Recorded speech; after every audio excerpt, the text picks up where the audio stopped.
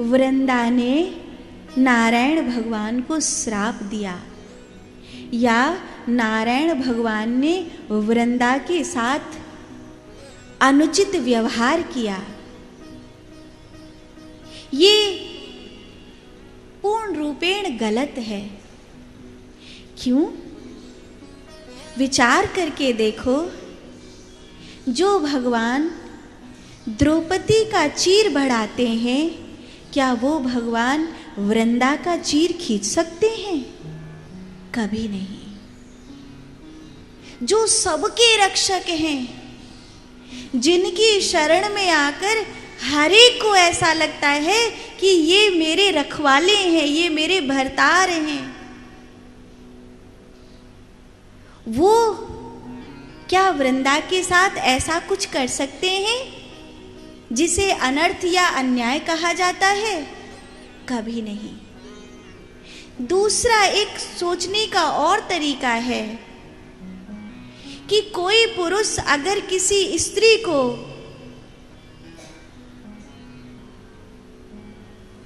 बुरी दृष्टि से देख भी ले तो कोई पतिव्रता नारी उस पुरुष से घृणा करने लगती है, उस पुरुष से एक प्रकार का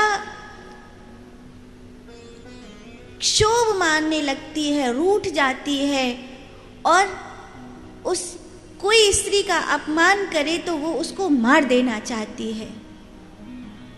द्रौपदी ने महाभारत में कहा था, इस भरी सभा में जिन्होंने मेरा अपमान देखा है, अब मैं उनका विनाश देखूंगी।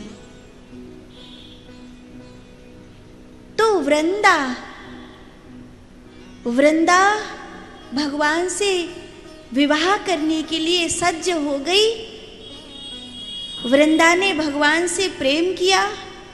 इसका अर्थ है कि जो तुम्हें बताया गया है कि नारायण ने अन्याय किया, वो गलत है।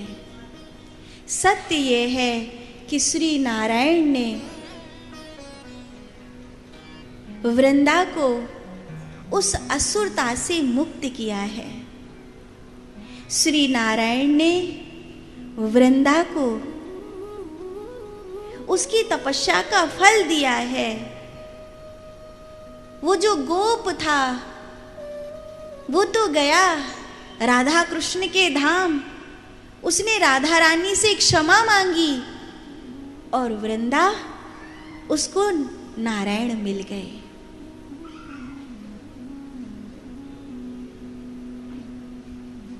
जो नेपाल में मुक्तिनाथ है ना, वो नेपाल में मुक्तिनाथ नारायण की और महादेव की तपस्या की भूमि है, इसलिए उसको मुक्तिनाथ कहते हैं। इसलिए नहीं कि गंडकी नदी में सालिग्राम इसलिए नहीं निकलते कि वृंदा ने भगवान को पत्थर होने का श्राप दिया, नहीं। गंडकी नदी में सालिग्राम इसलिए निकलते हैं क्योंकि वहाँ नारायण भगवान और महादेव ने संयुक्त तपस्या करी है। तो महादेव का लिंग स्वरूप और नारायण की ऊर्जा, ये दो मिलकर सालिग्राम बने हैं।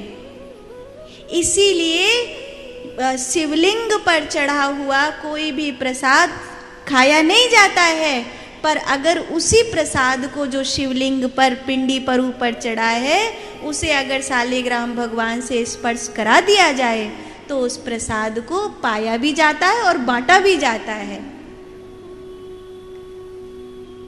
और सालिग्राम की पूजा कई लोग कहते हैं ये नहीं करेंगे, वो नहीं करेंगे, ये विधान है, वो विधान है।